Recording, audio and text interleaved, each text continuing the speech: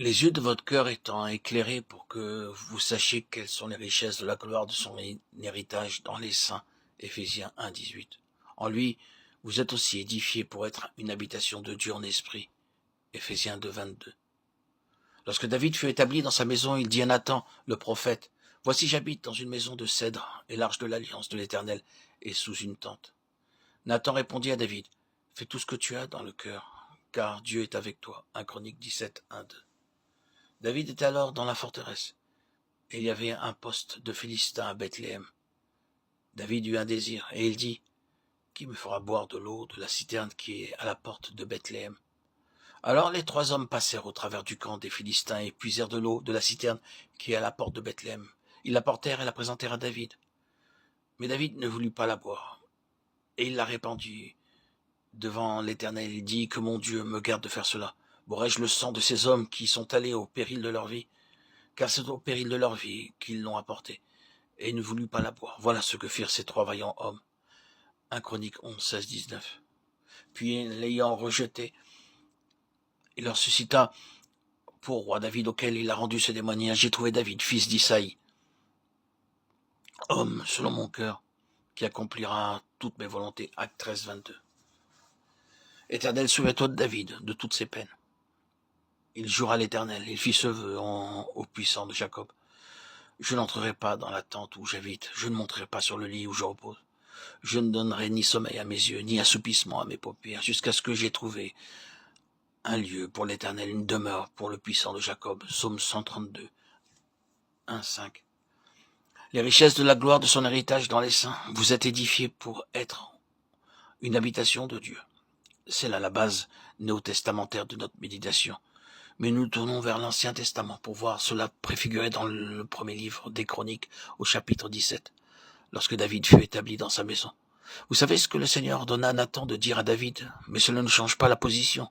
Cela signifie seulement que David lui-même, de façon personnelle, n'était pas autorisé à bâtir la maison. Et lorsque cela a été rendu clair, le Seigneur dit à David plusieurs choses très précieuses et pleines de bonté.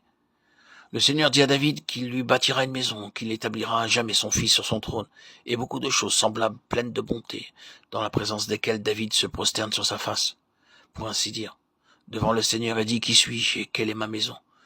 Puis le chapitre 18 commence de cette façon. Après cela, David bâtit les Philistins et les humilia, et il enleva de la main des Philistins Gath et les villes de son ressort. Il bâtit les Moabites et ainsi de suite.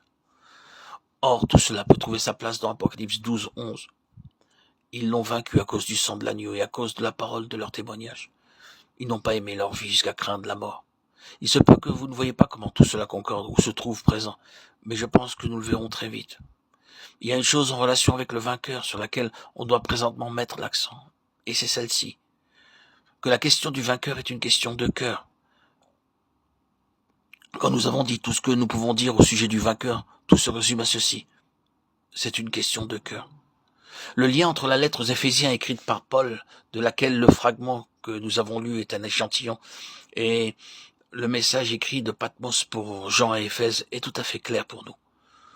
Nous avons vu en premier lieu que la révélation accordée consistait en un mot, en ceci, que les yeux de leur cœur soient éclairés par un esprit de sagesse et de révélation pour connaître les richesses de la gloire de son héritage dans les saints.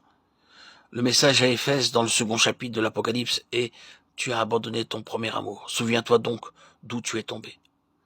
C'est une question d'avoir le cœur attaché pleinement, absolument et fortement à ce qui, dans la pensée du Seigneur, est l'objet de la plus grande importance pour lui.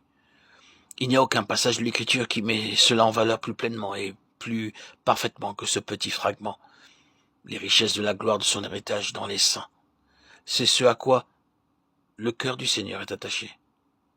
C'est ce qui est précieux pour le Seigneur. Le vainqueur est parvenu loin au-dessus de la position où c'est son propre héritage, sa propre bénédiction qui compte le plus. Il est parvenu au point où ce n'est plus une question de choses, de bénédiction et ainsi de suite.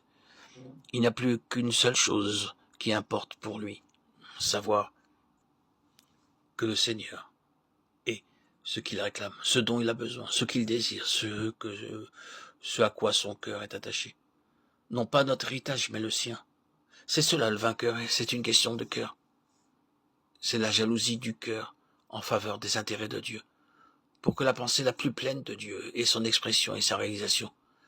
Partout où vous considérez le vainqueur en type ou en réalité vous trouvez que cela est la chose qui le caractérise de façon la plus profonde. C'est une question de cœur.